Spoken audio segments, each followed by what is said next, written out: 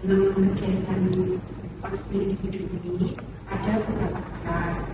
Namun di sini saya hanya akan menyampaikan 4 asas saja. Itu ada asas kerahasiaan, keterbukaan, kesukarelaan, dan juga kekinian. Nah, di sini nanti Mbak Putri bebas mau cerita apa saja, apa Mbak Putri yang ingin Mbak Putri sampaikan itu silakan diutarakan. Nah, selain itu juga nanti permasalahan yang Mbak Putri ceritakan itu adalah permasalahan yang saat ini terjadi, bukan permasalahan yang lalu seperti itu ya. Dan yang paling penting ada asas kerahasiaan. Nah, di sini nanti apa yang sedang kita bicarakan itu hanya kita saja yang tahu. Jadi tidak ada orang lain yang begitu ya Mbak Putri. Mungkin bisa dipahami. Ya Bu, bisa Bu. Nanti kita yang tahu ya Bu, nggak ada orang lain lagi. Ya, ini kita yang tahu. Jadi saya minta Mbak Putri bisa terbuka dan juga jujur dengan apa yang sedang Mbak Putri rasakan seperti itu ya. Iya Bu. Oke. Sebelumnya apakah sudah siap untuk masuki inti? Siap Ibu. Siap. Iya. Tempat duduknya sudah enak? Sudah Bu, sudah sangat nyaman. Ya. Iya Ibu. Oke. Kalau begitu, boleh nih Mbak Putri ceritakan apa sih yang sedang Mbak Putri rasakan saat ini sehingga Mbak Putri datang ke sini bertemu dengan saya. Ibu, jadi sekarang itu kayak yang saya ceritakan tadi kan saya sedang PPG ya Bu. Nah ternyata PPG itu nggak sama kayak S1 Bu. Tugasnya di PPG itu banyak sekali. Saya itu sering menunda kerjakan tugas itu. Jadi akhirnya tugas saya itu numpuk kayak gitu Bu. Jadi di sini itu Mbak Putri PPG tugasnya banyak dan waktu untuk mengumpulkannya itu hampir bersamaan. Iya Ibu, iya. Jadwalnya nempel-nempel, tapi saya juga masukkannya saya menunda-nunda, jadinya akhirnya semakin nempel, semakin menumpuk kayak gitu. Kalau boleh tahu nih, kegiatan Mbak Putri selama dari bangun tidur sampai mau tidur lagi itu apa aja? Mungkin bisa diceritakan. Oh iya Bu, jadi kalau saya bangun tidur itu biasanya antara 4:30 sampai jam 5 itu Bu. Terus saya langsung mandi, sholat subuh, terus siap-siap mau PPL ke sekolah itu kan Bu. Jam 6 saya berangkat ke sekolah, pulang dari PPL itu jam 3 sore Bu. Nah itu kan sudah sore banget ya jam 3. Sampai kos itu paling lama 3:30, kadang cukup juga jam 4 kurang. Kan udah merasa capek gitu ya Bu, udah sore. Jadi saya tuh habis pulang PPL itu bersih-bersih, terus itu akhirnya saya kayak rebahan dulu aja lah karena masih capek gitu kan, mau nyantai dulu, sampai tugasnya nanti aja lah habis maghrib gitu biasanya Bu. Ternyata nanti habis maghrib, habis sholat maghrib, habis makan keasikan main HP, jadinya harus dapat tugas itu mundur lagi kayak gitu Bu. Terus nanti malam juga aku tidurnya paling cepat itu 9:30 dan jam 10. Jadi harus dapat tugasnya belum maksimal gitu Bu, karena waktunya kebanyakan main HP, kebanyakan dulu kayak gitu Bu. Oke, jadi kalau saya menyimpulkan itu, Mbak Putri bangun sekitar 5:30 atau sampai jam 5. Iya, waktu itu persiapan berangkat ke sekolah PPL ya. Iya, kalau dari sekolah PPL itu jam 3 sore. Iya. Sampai kos capek ya. Iya. Sampai sekali Mbak Putri istirahat, bangun, mandi, makan. Nah habis itu HP-an.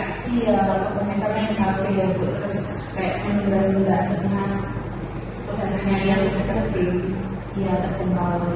Saya merasakan ya. Iya Ibu. Kan Mbak Putri bilang paling cepat itu tidur jam 10 ya. Paling cepat 9:30 Itu berarti pernah Mbak Putri tidur sampai malam, sampai larut malam? Jarang sih Bu, kalau sampai larut malam banget itu jarang. Kalau sampai larut malam itu kalau kerjakan tugas sudah mepet deadline, akhirnya kan saya kebut gitu Bu. Nah itu baru tidurnya maksa harus malam banget.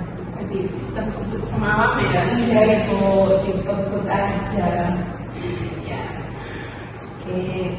Baik, saya memahami apa yang Mbak Putri rasakan saat ini. Tentunya karena banyak tanggung jawab yang harus diselesaikan dalam waktu yang berdekatan, sehingga Mbak Putri itu jadi bingung apa yang mau diselesaikan dulu. Iya Ibu. Karena dalam mengerjakan tugas juga diserah oleh HP. Iya benar. Kan itu ya. Iya benar. Kalau dari tahu, biasanya Mbak Putri apa sih yang dilihat di HP? Ya scroll sosial media sih Bu, nanti dari TikTok, kalau itu tidak ke Instagram kayak gitu soalnya ya kelamaan kenyamanan main HP akhirnya udah gitu.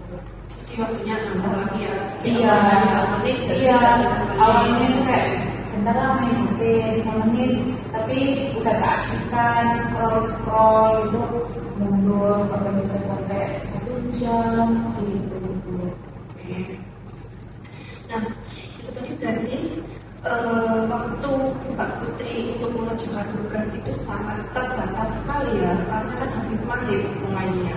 Iya Ibu. Habis maghrib mulai mengerjakan tugas, dan itu pun belum kalau nanti Mbak Putri scroll sosmed dan lain sebagainya. Jadi kan waktunya sudah terpotong dan setengah 10 itu Mbak Putri sehingga sudah capek, sudah ngantuk, dan besok harus paginya harus lebih fresh lagi untuk aktivitas lagi. Iya Bu, ke rumah.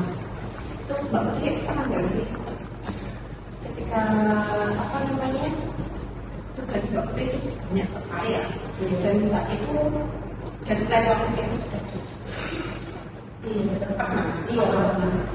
Iya, pernah. Apa yang Mbak Putri rasakan saat itu? Ya itu Bu, kerjaannya kan cepat-cepatan Bu, asal mengerjakan aja karena kan dananya sudah mepet nih, jadi kerjaannya udah yang penting selesai gitu aja, nggak dicek lagi ini apa tugasnya udah benar apa belum, jadi ya udah yang penting selesai gitu aja. Jadi yang paling membutuhkan. Iya, yang penting mengumpulkan tugas itu aja. Terus dampaknya apa Mbak selama ini? Itu cukup dampaknya akhirnya saya jadi kurang memahami materi perkuliahan sih Bu. Oke, mungkin ada lagi selain itu. Ya, perlu memahami itu saya kebingungan sendiri. Oke, terus bingungnya itu bingung bagaimana Mbak? Bingungnya kayak misalnya ada tugas lagi gitu Bu. Aku tuh susah memahami karena di sebelumnya kan tadi kayak asal mengerjakan, jadi di tugas selanjutnya tuh kayak bingung aja.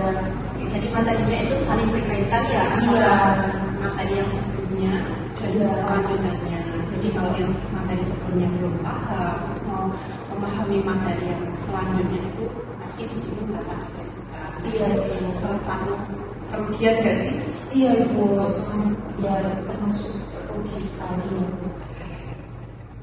Oke, dari yang Mbak Putri ceritakan tadi, kan Mbak Putri sering menunda mengerjakan tugas ya. Iya. Untuk ada pekerjaan lain yang sekiranya pernah Mbak Putri tunda, atau Mbak Putri sering menunda pekerjaan lain selain mengerjakan tugas. Ada Ibu, Apa tuh? cuci baju. Kan saya mau ke siapa, jadi cuci bajunya sendiri. Tetapi sudah direncanakan, oh hari ini mau cuci baju. Ternyata kayak dia itu tadi balik keasikan main HP atau memang benar-benar kayak aku capek lah, aku mau rebahan aja gitu. Akhirnya nyucinya juga besok gitu. Berarti biasanya itu nyuci 1 minggu berapa kali nih?